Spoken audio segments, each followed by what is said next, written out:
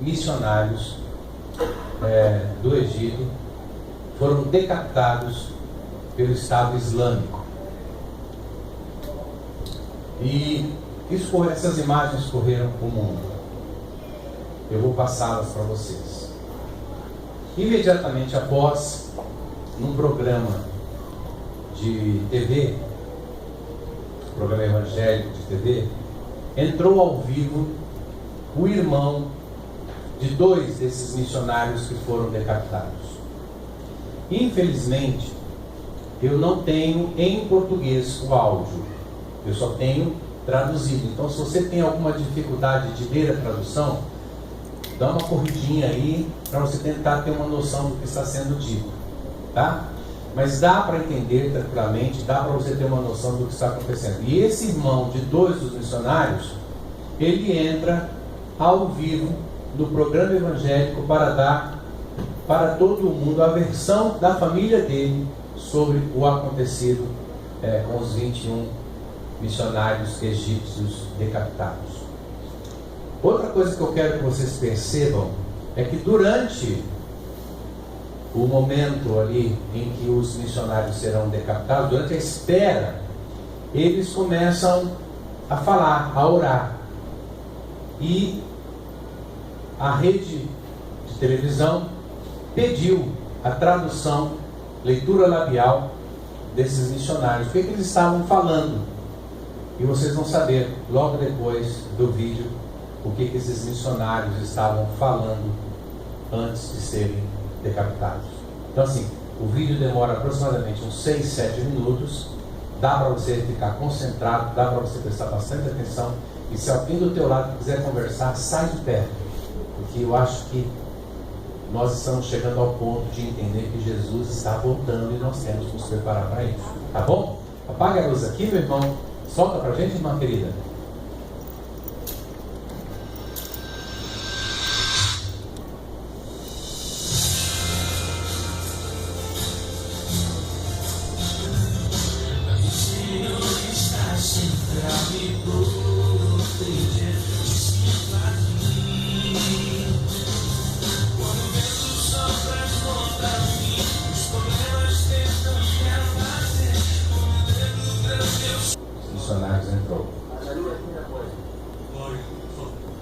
Service to come,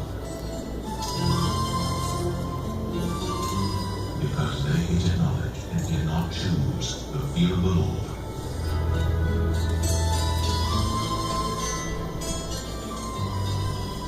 You may be considered worthy of the kingdom of God. Bem-aventurados serão vocês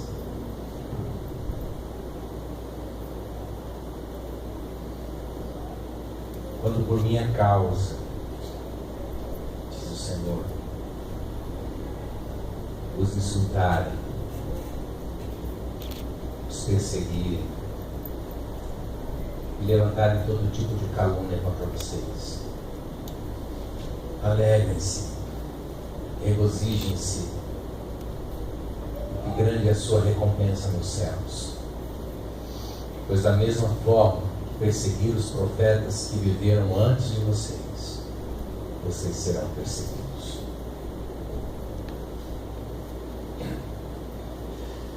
Eu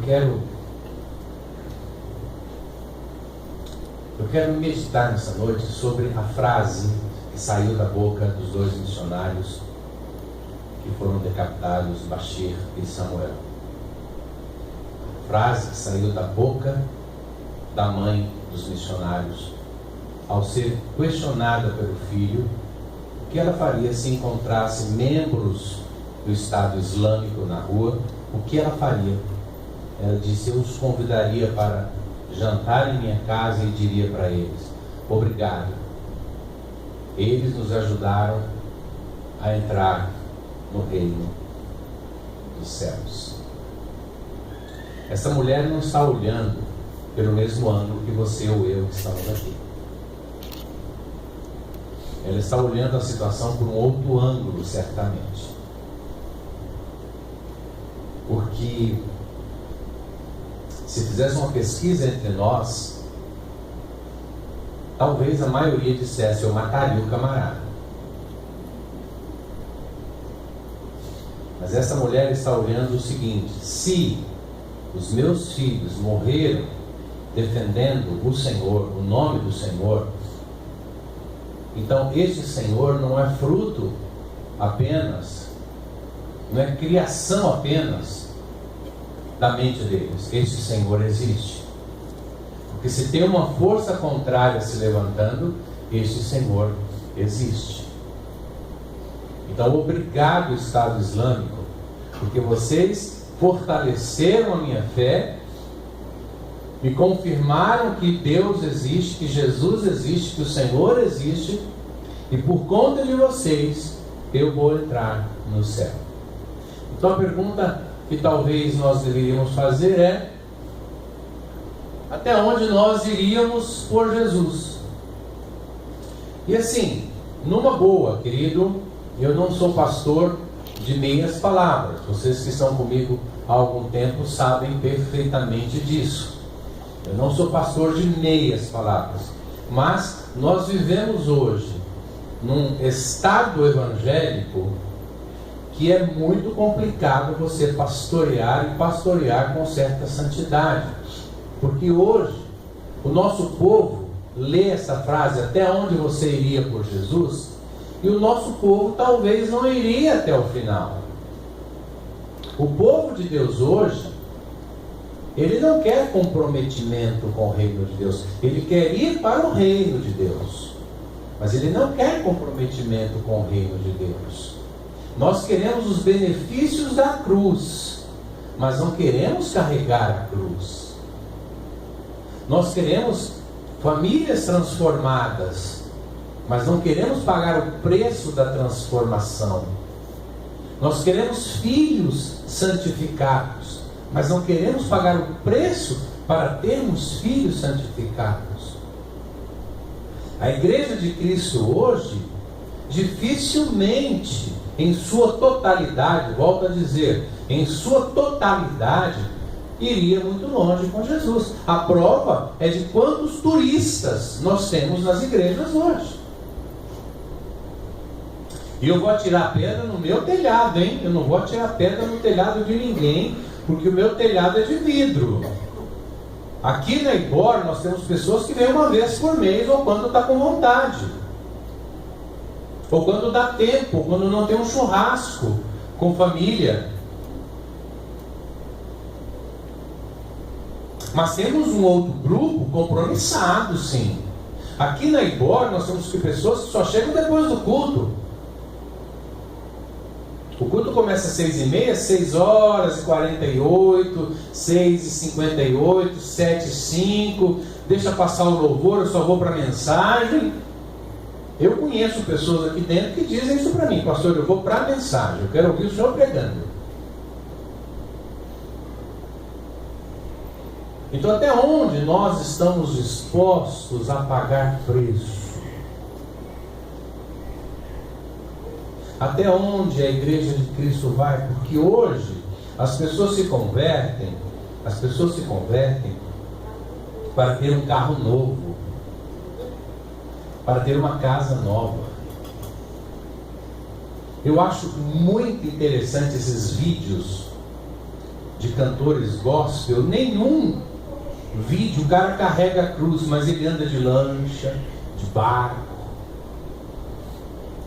Dá-se a impressão que o Evangelho existe para dar casa para as pessoas. E olha, Evangelho não existe para dar casa para as pessoas. Se há alguma casa que nos espera, é aquela no céu. Amém. Evangelho não existe para dar carro para ninguém. Evangelho não existe para você ter uma conta corrente gorda. Se você se converteu por benefício da fé, meu irmão, cai fora do Evangelho. Porque ser cristão nesse tempo, ser cristão de verdade, aquele convertido que está aos pés da cruz, ser cristão hoje não é fácil, porque nós temos que, como primeira missão, converter o próprio cristão. Quando lá atrás, quando eu era jovem, adolescente, os meus pastores falavam assim: nós temos que ganhar o mundo para Jesus. Temos que evangelizar a rua, o bairro. Quantas vezes o Carlinhos saiu distribuindo folheto pelos bairros das igrejas onde ele congregava, porque nós tínhamos que ganhar o bairro para Jesus. Hoje, a missão da igreja é ganhar o próprio evangélico para Jesus. É ganhar o próprio camarada que está dentro da igreja para Jesus. Porque a maioria de nós que estamos na igreja hoje não temos Jesus. A maioria de nós que estamos na igreja não morreríamos por Jesus. A maioria de nós que estamos na igreja dormimos durante o culto. A maioria de nós que estamos na igreja conversamos, acessamos redes sociais durante o culto. A maioria de nós não presta atenção. Eu visitei uma igreja durante as minhas férias, irmã Márcia Caramel e eu visitamos uma igreja durante as nossas férias, e há coisas que Deus tem que me segurar muito, e é aí que eu vejo que eu estou convertido. Eu me sentei atrás de uma jovem, ela ministrou louvor, e ela cantou aquela canção assim: se o sol se pôr e a noite chegar. Ai, que lindo. Pois é, ela cantou isso. Aí ela terminou de ministrar lá com a turma e tal, sentou, pegou o celular e mexeu no Facebook o tempo todo. Eu estava assim ao lado dela, eu via que era o Facebook. Eu comentei com a irmã Márcia: ah, meu Deus do céu, eu vou orar para um raio na cabeça dessa menina agora. Daqui a pouco o pastor ou o dirigente lá chamou novamente o grupo, ela foi: aleluia, glória a Deus. Eu, aleluia, glória a Deus, é picareta. Sabe, irmãos, a maioria de nós, hoje eu como pastor, eu tenho vergonha de dizer o que eu vou dizer agora. Eu tenho vergonha, eu repito, de dizer o que eu vou dizer agora, mas a minha preocupação como pastor hoje é ganhar o que está dentro da igreja. Ganhar para Jesus. Quem está dentro da igreja. Não é mais o cara que está no bar, porque o cara que está no bar, ele vai ser alcançado, eu tenho certeza disso. A minha preocupação é se a pessoa que está dentro da igreja vai ser alcançada. E aí, fizeram leitura labial nos olhos dos missionários decapitados. E eles oravam exatamente isso: Senhor Jesus Cristo. Vocês entendem por que a mãe do Bishop e a mãe do Samuel estavam dizendo: o Estado Islâmico me ajudou a entrar no céu? Que o filho dela está ali para ser decapitado, e ao invés de estar desesperado, vocês estão vendo alguma imagem de desespero nos missionários? Não, estão lá tranquilos, sabendo que vão morrer. A menos que houvesse um milagre divino, todos sabiam que ia morrer. Estão todos em pânico, fugindo, se debatendo? Não, mas estão dizendo assim: Senhor Jesus Cristo.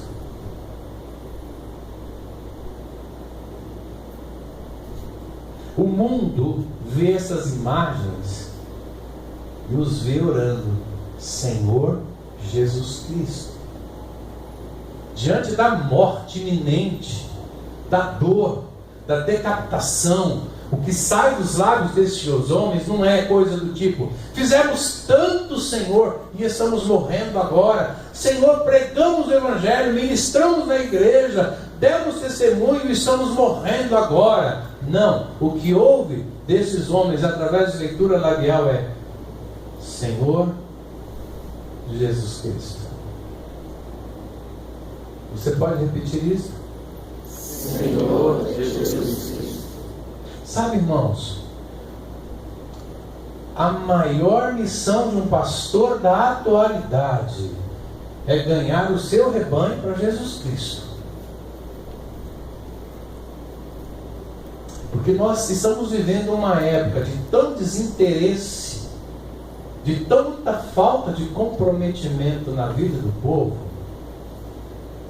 que a minha maior missão é ganhar alguns aqui dentro para Jesus. E eu oro para ganhar mesmo. Às vezes você chega num irmão que você vê que tem um talento, que tem uma facilidade para algum tipo de capacitação. Criatura, você não quer fazer? Ah, agora não. Agora não dá. Aí amanhã está desempregado, vem no culto de oração chorando. Eu amo Jesus. Eu quero entregar minha vida para Jesus. Está doente. Eu amo Jesus. Sabe, Jesus é muito bom mesmo. Na hora da dor, Senhor Jesus Cristo. Na hora da bonança, agora não. Então hoje, eu tenho o pastor Adalto com a equipe dele para ganhar o Bom Retiro para Jesus. E eu tenho o Luizinho, o Haroldo e eu para ganhar o Bom Retiro, não, a igreja do Bom Retiro para Jesus. É óbvio, queridos, olha para mim, eu não estou generalizando. É óbvio que entre nós há pessoas comprometidas, devotadas, entregues. Eu vejo isso pelas vidas, pelos trabalhos de vocês. Ontem, com toda aquela chuva que deu em Osasco, eu não sei quantos ficaram sabendo da chuva de Osasco ontem, mas ontem parte de Osasco ficou debaixo d'água, naquela chuva medonha. Quase meia-noite, uma equipe na minha casa traçando metas para o Ministério de Adoração para 2016. Isso é comprometimento, irmãos. Eu vejo comprometimento em muitos aqui, em muitas áreas, em muitos de vocês, mas também chego a dizer que nem todos estão comprometidos. E eu, o Haroldo e o Luizinho temos a missão de conquistar esse todo para Jesus Cristo, para ouvi-los dizendo: olha, Senhor Jesus Cristo. Na dor, Senhor Jesus Cristo. Na alegria, Senhor Jesus Cristo. Olha, eu quero dizer uma coisa para vocês que eu estou para falar desde sexta-feira. Eu estava torcendo para esse culto chegar logo, porque estava louco para falar isso que eu vou falar agora. Pode ser que seja carne, pode ser que seja carne, mas pela carne também a gente fala. Irmã, deixa eu falar uma coisa para você. Você que é irmã casada, você que tem namorado, você que está aí comprometido, deixa eu falar uma coisa para você. Para de frescura de querer tirar o seu marido da igreja, ou tirar ele dos trabalhos da igreja. Porque um marido, irmã, presta atenção aqui, infeliz. Um marido longe de Jesus, você vai dançar. Nesse mundo hoje, você vai dançar. Eu acho que as irmãs aqui da nossa igreja deveriam todos dizer: Deus, entope o meu marido de trabalho na igreja. Que ele passe 24 horas lá trabalhando para o Senhor. Mas não, a gente pega a irmã do tipo: ah, querido, não vamos na igreja hoje não, vamos visitar outra igreja, vamos procurar outra igreja, quem sabe Deus tem algo para nós. Marido, por que você fica tanto lá na igreja, trabalhando no quê? Eu estou cansada de esperar. Irmã, deixa de frescura. Que se o teu marido sair de perto do altar, você dança. Está ficando claro isso, irmã? Satanás está de olho na tua casa. Satanás está de olho na tua casa. E muitas vezes a mulher abre a porta para Satanás entrar.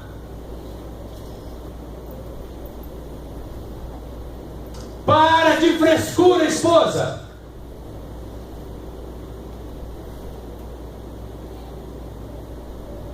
Depois eu falo dos maridos. Deixa eu mostrar aqui para vocês onde é a Líbia. Aqui, às margens do mar Mediterrâneo, os missionários foram decapitados. A Líbia faz fronteira com a Argélia e com o Egito. Eles eram missionários do Egito. Foram mortos aqui, às margens do mar Mediterrâneo. Esse é o ponto exato onde aconteceu a situação. Agora, guardem esse mapa, porque daqui a pouco será muito importante para vocês. Existe lá no grego, uma palavra chamada profeteu, que significa falar perante, mas falar coisas divinas.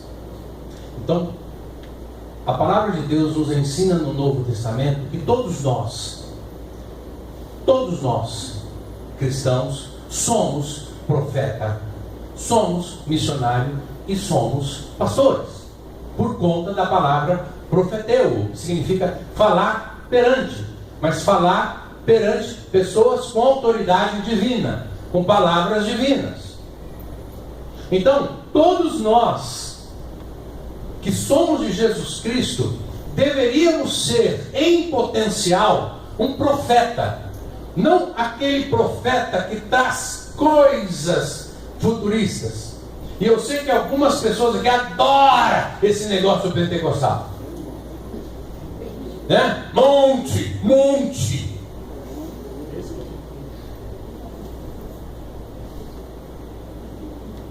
Mas esse falar perante não é aquelas coisas do tipo, Deus está me falando.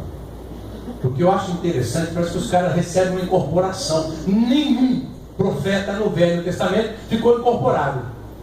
Nenhum. Eu nunca vi, por exemplo, Elias trazendo uma profecia sobre o povo. Meu servo. Mas é o que acontece hoje. Estou falando bobagem? Eu nunca vi Débora, na palavra de Deus, ao trazer uma mensagem para o povo de Israel. Meu servo. Não, mas hoje, quando nós falamos em profecia, o que vem à nossa cabeça é algum babaca, alguma irmã que não tem a menor noção do que é Bíblia, trazendo coisas para a vida de vocês que ainda vão acontecer. E vocês, eu não posso.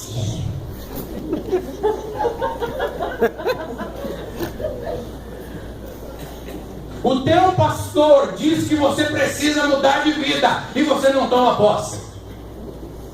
A autoridade sobre a tua vida olha para você e diz que você precisa tomar um novo rumo espiritual, porque esse que você está te levando para o buraco e você não toma posse.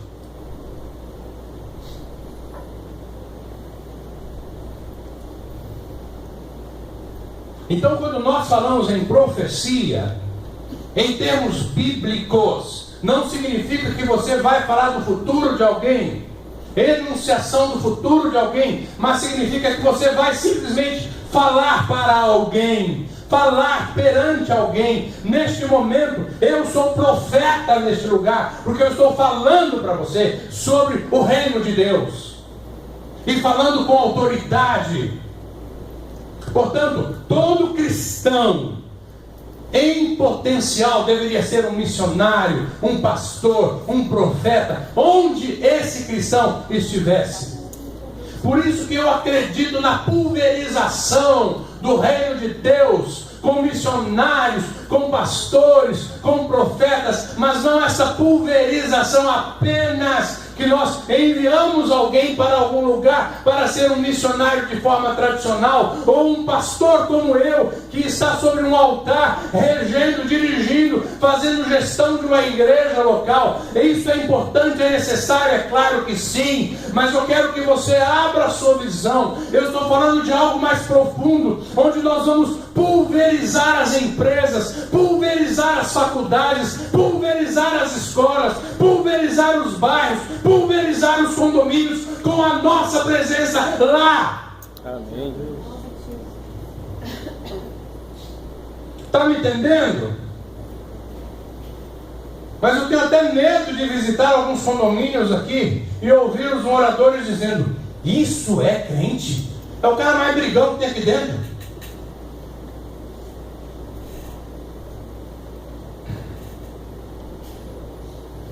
Só para vocês terem uma ideia do perigo que é algumas coisas. Márcia e eu fomos numa igreja, agora em janeiro, outra igreja. E nós fomos cumprimentar um casal e o casal disse assim: vocês moram na Paulo Lício Rio? Eu falei: como é que vocês sabem?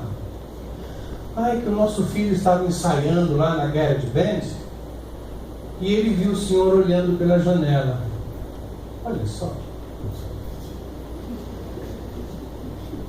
Teve um dia que eu cheguei, eu ouvi um som saindo lá da Garage Band, um lugar onde os adolescentes ensaiam, e era um som gospel. Eu fui ouvido pelo som.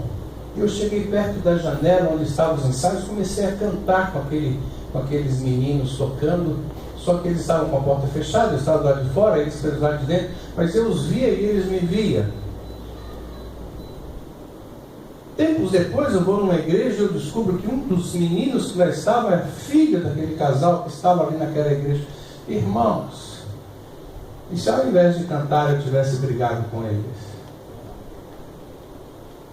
Tivesse como alguns irmãos aqui curtiram no Facebook, curtiram o dedo do meio.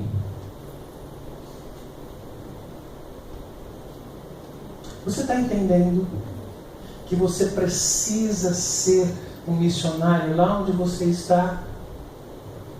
Não importa se você recebeu imposição de mão como missionário, como pastor, de forma tradicional, não. Você, se é de Jesus, você precisa ganhar pessoas para Jesus lá onde você está. Eu quero ver vocês jovens, atenção jovens, eu quero ver os jovens dessa igreja entrando em multinacionais e ganhando em executivos e diretores dessas multinacionais para Jesus.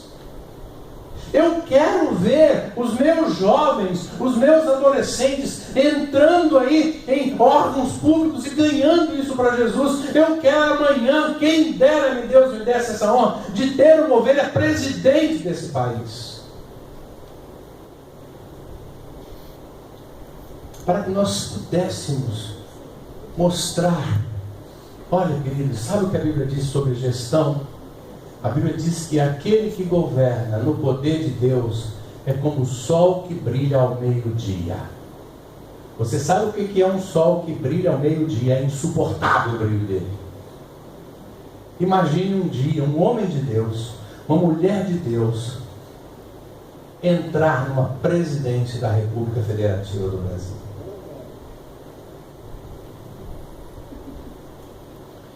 Falar sempre com autoridade.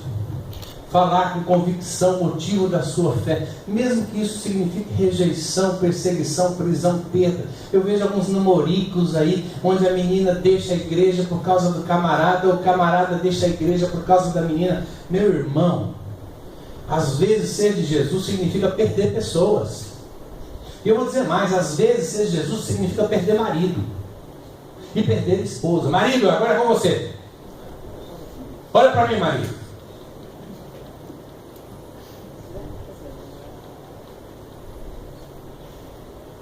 O que eu vou dizer aqui é de Deus. Algumas casas nessa igreja estão destruídas ou em processo de destruição, porque você, marido, é uma porcaria de marido. Presta atenção. Porque na hora que você vem para a igreja, você tem que fechar a porta da tua casa e dizer: nós vamos para a igreja e acabou. Eu sou autoridade. A vida espiritual dessa casa sou eu quem determina. Nós vamos para a igreja e acabou. Eu vejo o marido chegando aí sozinho. Cadê sua esposa? Ah, não quis ir. Volta e pega ela, cara. Taca pelo cabelo, arrastando pela rua. Joga ela aí. Ah, mas ela me deixa. Melhor para você. Deus te arrumou melhor. Irmão, cadê tua esposa? Ah, pastor, você não sabe. Ninguém aguenta aquilo. Volta e pega ela. Mas não, o cara toma banho. Amor, vou para a igreja. Ah, então afinal. Então tá, meu bem, fica com Deus. Não! Não! Você é autoridade.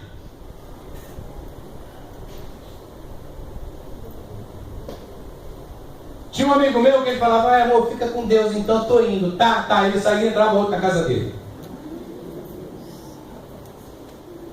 Ah, mas comigo não acontece não, pastor. Minha esposa está aqui, ó. Na minha mão.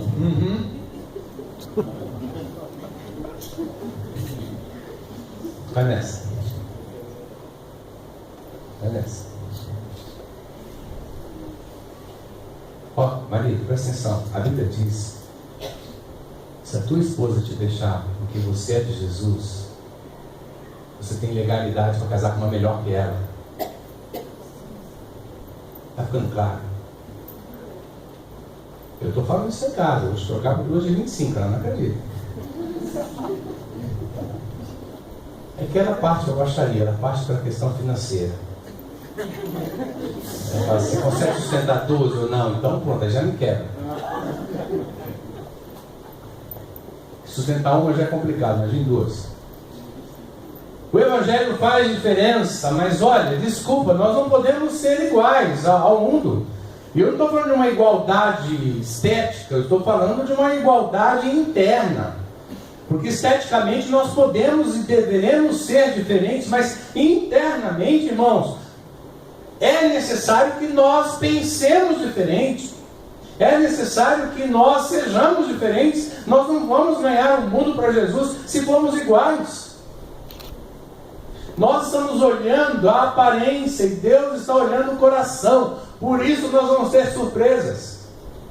Eu invejo quando eu vejo esses doidos fazendo coisas que eu como pastor não faço.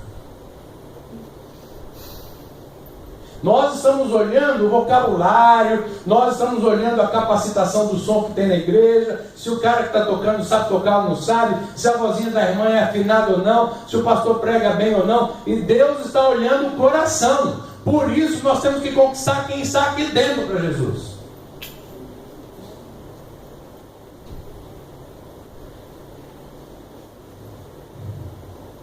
Simplesmente isso. Desculpa, mas precisamos lenta ou rapidamente, imediatamente, transformar os ambientes onde vivemos. Eu não aguento mais ouvir alguns irmãos ou irmãs ou pessoas dizendo: ah, minha casa não muda. Talvez sua casa não muda porque você não muda. O processo de mudança precisa passar por você, querido. O processo de mudança precisa começar em você.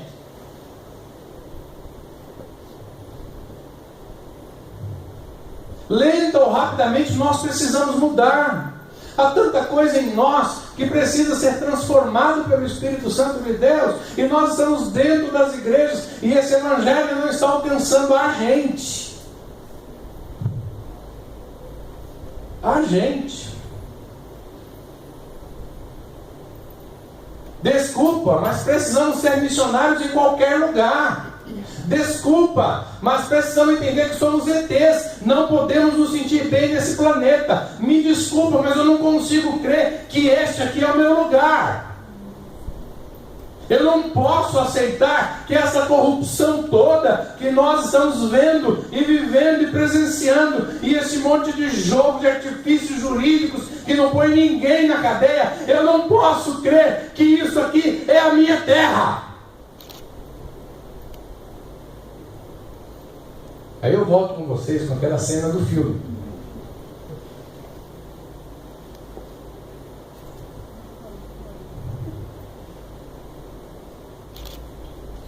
Eu vou perguntar, mas eu sei que meia dúzia só vão levantar a mão. Quem que assistiu esse filme?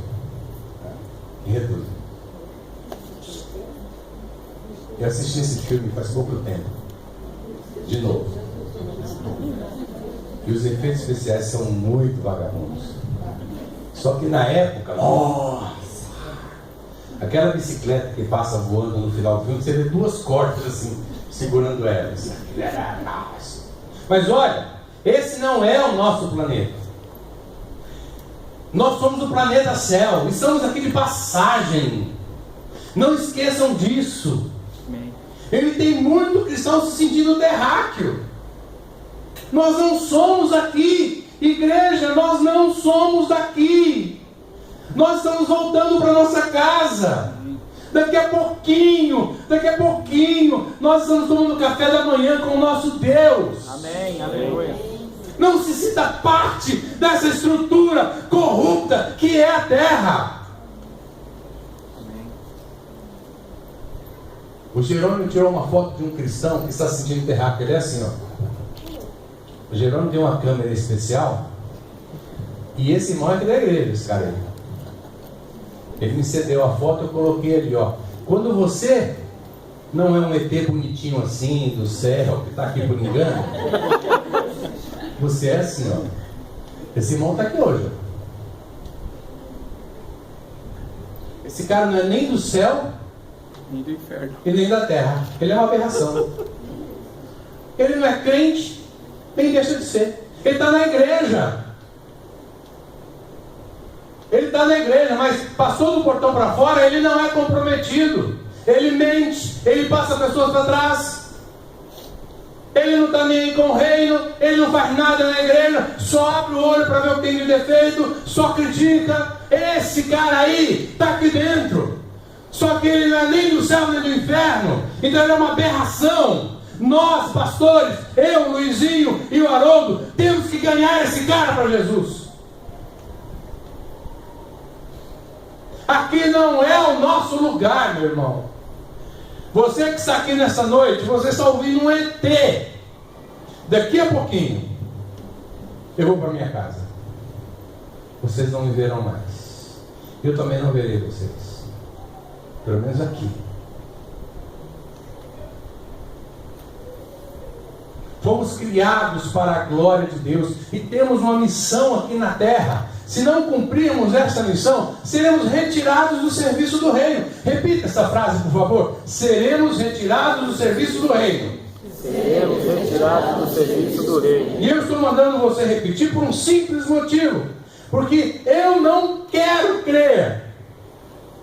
Eu não quero crer que o meu Deus não tome providência contra pessoas assim. Às vezes nós ouvimos pessoas dizendo: saí do altar, não quis mais. Saí da igreja, não quis mais. Saí daquele lugar, não quis. Ninguém nunca pensa assim: será que não foi Deus que retirou esse camarada?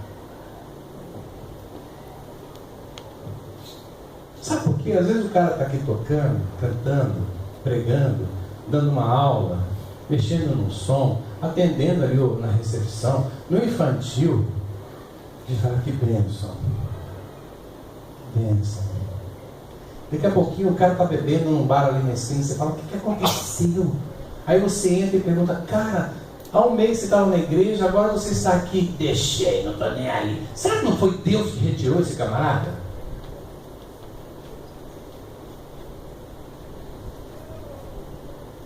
Porque a igreja é dele, o altar é dele, o céu é dele. Eu não posso crer que o meu Deus conviva com pessoas descompromissadas, vivendo um evangelho fajuto, um evangelho fake. E o meu Deus mantém essa pessoa no altar. Quando eu vejo Deus retirando alguém do altar, colocando fora do altar, fora da igreja, eu realmente penso o seguinte: será que não foi o meu Deus que retirou essa pessoa? Mas normalmente quem é o culpado? É o pastor. Você encontra esses irmãos por aí, eles falam: é o pastor. O pastor é insuportável, aquele cara. O cara é chato demais. E aí o outro irmão diz: ah, é verdade. Verdade. Tem uma irmã que deu um testemunho aqui há uns 3 anos.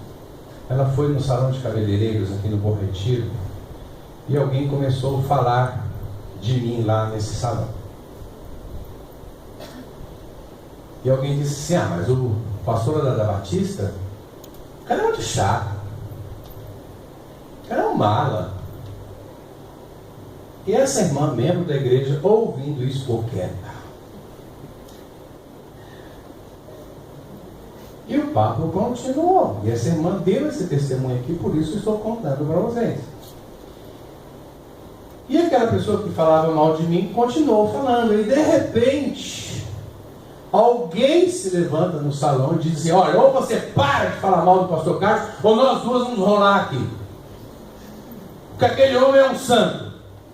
A minha ovelha ficou calada, não abriu a boca, aquela infeliz.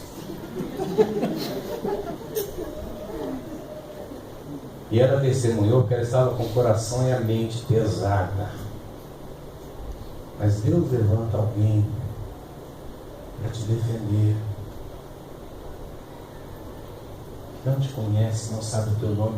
E é esse o Evangelho. Quando faz mal para a gente, irmã, Deus levanta em nossa defesa. Quando faz mal para você, Deus levanta em sua defesa. E é nessa sequência aqui que acontece, viu, gente? Primeira coisa, Deus retira do altar. A pessoa tocava, cantava, dava uma aula, pregava. Deus tira do altar. No meu altar ninguém vai fazer isso não. Você quer viver vida dupla, vai viver lá fora. Aqui no meu altar não. Se a pessoa não se corrigir, segundo passo, tira do serviço do reino. Ou seja, a pessoa para de trabalhar no serviço do reino. Para de tocar, para de cantar, para de dar aula, para de pregar. E aí você pergunta, por que você pode tocar? Não quero mais. Por que você pode pregar? Não quero mais. Terceiro passo, tira da igreja. Quarto passo, tira do reino. Se você acha que eu estou falando sobre perda de salvação, você está enganado. Eu estou falando sobre prática pastoral. É nessa sequência. E aí entra a mãe dizendo isso. Eles nos ajudaram a entrar no reino de Deus, porque ela está olhando a coisa por outro ângulo. Ela está pensando assim, daqui a pouco eu vou estar tomando café com os meus filhos lá na glória. Esse tempo aqui, daqui a pouquinho eu estou indo embora. Isso aqui não é meu, não me pertence. Meus filhos morreram e hoje são mártires da igreja de Cristo. Desde que igreja é igreja, irmãos, missionários estão sendo mortos. Desde que igreja é igreja, missionários, pastores estão sendo apedrejados, assassinados, decapitados, atirados. Desde que igreja é igreja, missionário tem sofrido perseguições. Cristão está sendo queimado em praça pública. Desde que igreja é igreja. Mas no Brasil, especificamente, nós temos um grupo, uma linha de igreja, de teologia, dizendo que cristão tem que ficar milionário e não morrer por Jesus.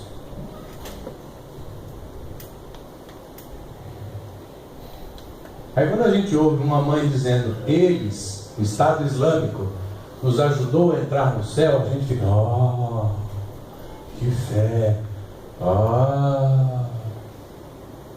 não precisa fazer isso, porque basta você colocar o teu joelho no chão, que Deus vai transformar a tua vida, e amanhã você vai estar dizendo a mesma coisa. E eu finalizo com aquele mapa. Lembra que eu falei que aqui foi o assassinato? Decapitação, 21 missionários, foi nesse ponto aqui da Líbia. Mas olha como Deus é tremendo. Nesse mesmo mar Mediterrâneo, enquanto o mar levava o sangue dos missionários, sabe o que estava acontecendo? Na Síria, o mesmo mar. Sabe o que estava acontecendo? O pessoal estava sendo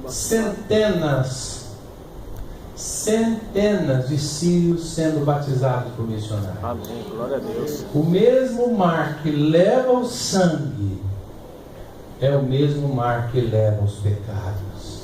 Esse é o nosso Deus. Amém, glória a Deus. Esse é o nosso Deus. Ninguém vai barrar o crescimento do Evangelho. Pode matar 21, 42, 84, 168, 320. Não vai parar o Evangelho, porque enquanto uns são decapitados, outros são batizados. O mesmo mar que leva o sangue é o mesmo mar que leva a nova vida, para salvar outros tantos. E quem sabe esses outros tantos amanhã também morrerão decapitados e outros serão batizados. Mas o Evangelho não vai parar. Se você não quer viver uma vida de santidade, a gente respeita. Mas eu quero que você saiba que ninguém vai segurar o crescimento da igreja de Cristo Jesus. Nem o inferno em pessoa vai conseguir fazer isso. Porque ninguém segura o poder de Deus. Nós vamos continuar ganhando, crescendo. Hoje nós somos muito maiores do que éramos há 30 anos. Hoje nós somos mais da metade da população. Se nós orarmos, o carnaval acaba. Se nós orarmos, nós que eu digo igreja de Cristo, orarmos, acaba a passeata gay, acaba a passeata para Satanás, acaba um monte de bobagem que tem no centro da cidade e que nós ficamos aí, ai, não vamos ligar a televisão, não vamos apoiar, ai, esse desenho é do diabo, essa bebida é de Satanás. Nós estamos vendo Satanás em bebida, estamos vendo Satanás em desenhos, estamos vendo Satanás em brinquedos infantis, estamos vendo Satanás em musiquinhas, mas não estamos vendo Satanás em nossas próprias vidas.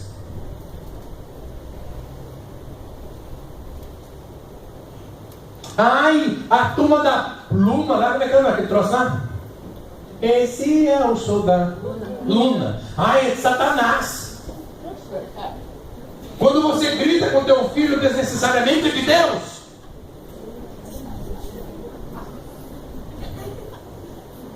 Quando você espanca teu filho é de Deus.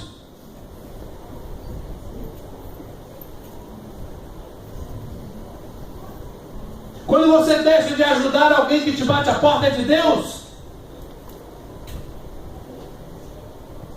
Quando você, marido, chega em casa e não beija a tua esposa e não diz para ela o quanto a ama e o quanto ela é importante na tua vida, é de Deus, marido.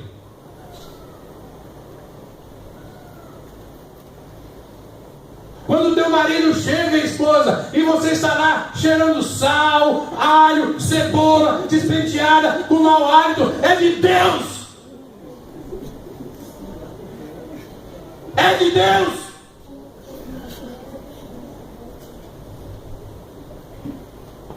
Quando você não reconhece o teu marido e diz, você é bênção na minha vida, marido.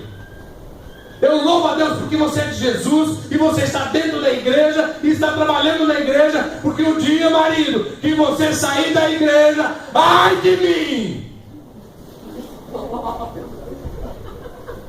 E aí tem irmãzinha que fica, ai, eu pego meu marido, saia do cargo que ele tem. Isso, marido, isso, irmã, faz isso. Faz isso, irmã. Tira ele dos cargos dele, dos compromissos dele. Faz isso, irmã. Vai fundo, eu te dou um apoio. Não bata a porta do gabinete amanhã para falar que ele te trocou por duas. E Satanás, ó, está de olho nos teus casamentos. Ninguém impedirá a pregação do Evangelho, mas pregação no sentido profeteu, falar perante, abrir a boca, soltar a voz, gritar que Jesus Cristo é o Senhor. Amém.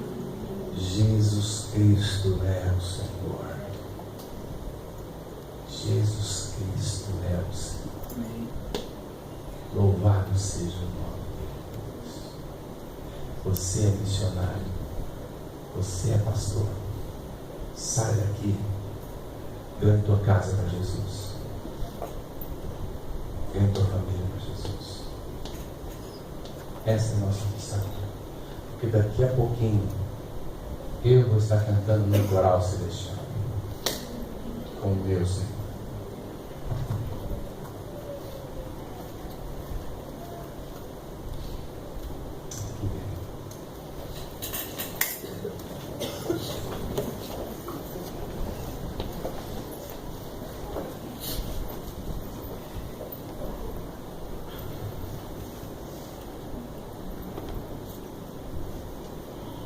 Pai,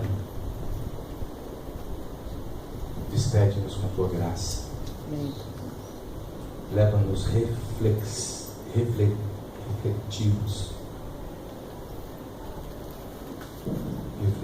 para as nossas casas.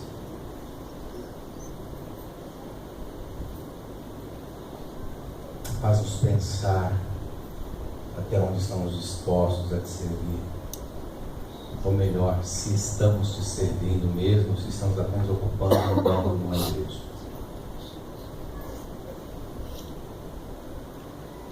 Pai, perdoa-nos. Usa da tua graça sobre as nossas vidas. Corrige-nos.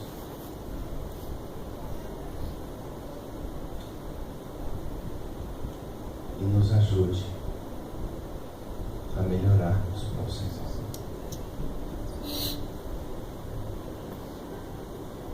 Eu não sei se um dia nós estaremos nesta mesma situação, que temos que escolher entre a vida e a morte por te servir.